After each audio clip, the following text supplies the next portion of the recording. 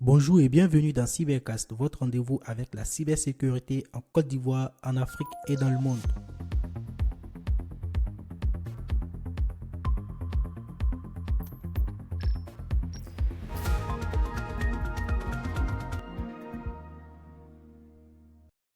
Bonjour à toutes et à tous, bienvenue dans CyberEcho, votre rendez-vous hebdomadaire dédié à l'essentiel de l'actualité cybersécurité.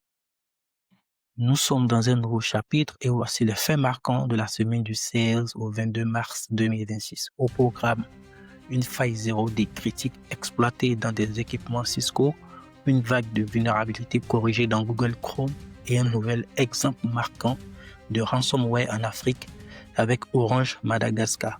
On fait le point.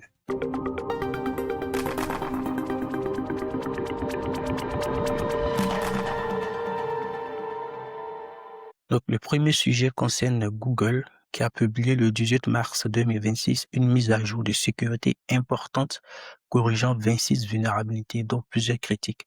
Certaines failles concernaient des composants sensibles comme WebGL ou la gestion mémoire du navigateur, ouvrant potentiellement la voie à des attaques via des simples pages web piégées.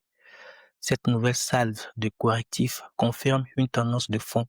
Les navigateurs restent aujourd'hui des cibles privilégiées, notamment avec l'intégration de technologies de plus en plus complexes.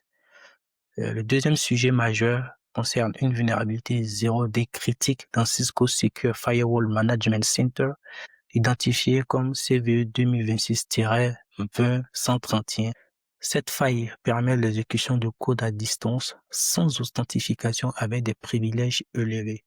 Mais surtout, elle aurait été exploitée pendant plus d'un mois avant sa découverte publique, notamment par le groupe de ransomware Interlock. Ce type d'équipement étant au cœur des infrastructures de sécurité, une compromission peut offrir une visibilité et un contrôle étendu sur tout un système d'information. Et enfin, côté Afrique, un cas marquant illustre la montée des attaques par ransomware. L'opérateur télécom Orange Madagascar a confirmé avoir subi des perturbations d'origine malveillante sur plusieurs de ses sites techniques, notamment à Antananarivo et à Toamasina. En parallèle, le 6 mars 2026, le groupe de ransomware Kylin a revendiqué publiquement l'attaque sur ses canaux habituels, affirmant avoir compromis certains systèmes. À ce stade, l'ampleur exacte de la compromission reste encore en cours d'analyse. Mais l'entreprise indique avoir activé ses protocoles de sécurité, isolation des systèmes, gestion de crise et renforcement des protections. Le groupe, qui est quant à lui particulièrement actif depuis 2026, fonctionne selon un modèle de double extorsion, combinant chiffrement des données et menaces de publication. Ce cas illustre une tendance claire: les opérateurs télécoms africains deviennent des cibles stratégiques dans les campagnes de ransomware. Alors, ce qu'il faut retenir, c'est que la semaine du 16 au 22 mars a mis en évidence trois dynamiques majeures.